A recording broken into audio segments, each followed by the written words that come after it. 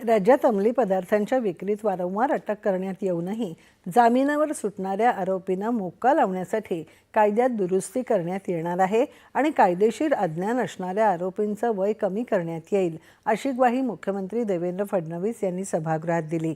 याबाबतच्या लक्षवेधी सूचनेला ते उत्तर देत होते।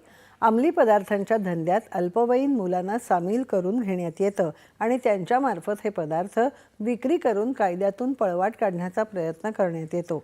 त्यामुळे कायद्याच्या व्याख्येत बदल करून 16 वर्षांच्या आरोपींना अटक करण्याची तरतूद करण्यात येईल, असं ते म्हणाले।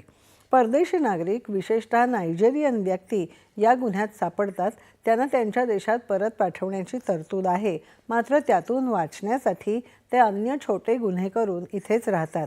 केंद्र सरकारला हे लक्षात आणून दिल्यावर त्यांचे छोटे गुन्हे माफ करून त्या नागरिकांना त्यांच्या देशात परत पाठवण्यात येईल, असंही मुख्यमंत्री फडणवीस यांनी स्पष्ट केलं।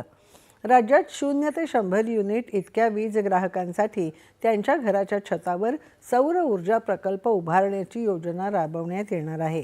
त्यासाठी अनुदान देखील देण्यात येईल आणि त्यामुळे अशा घरगुती ग्राहकांना मोफत वीज मिळेल। या योजनेला मंत्रिमंडळाने मान्यता दिली आहे, अशी माहिती मुख्यमंत्री देवेंद्र फडणवीस यांनी लक्षवेधी सूचनेला उत्तर देताना दिली। राज्यातील कांदळवने नष्ट करून इमारती बांधणाऱ्या विकासकांच्या कामांना स्थगिती देण्यात येईल आणि त्यांच्या परवानग्या तपासण्यात येतील, अशी ग्वाही वनमंत्री गणेश नाईक यांनी दिली। याबाबतची लक्षवेधी सूचना भास्कर जाधव यांनी उपस्थित केली होती। राज्यातील धरणांचा गाळ काढण्यासाठी नियुक्त समितीचा अहवाल सादर करण्यात आला आहे। त्यांच्या शिफारसींना मान्यता दिली असून मंत्रिमंडळ बैठकीत मंजुरीनंतर असा गाळ काढता येईल, अशी माहिती मुख्यमंत्री देवेंद्र फडणवीस यांनी दिली।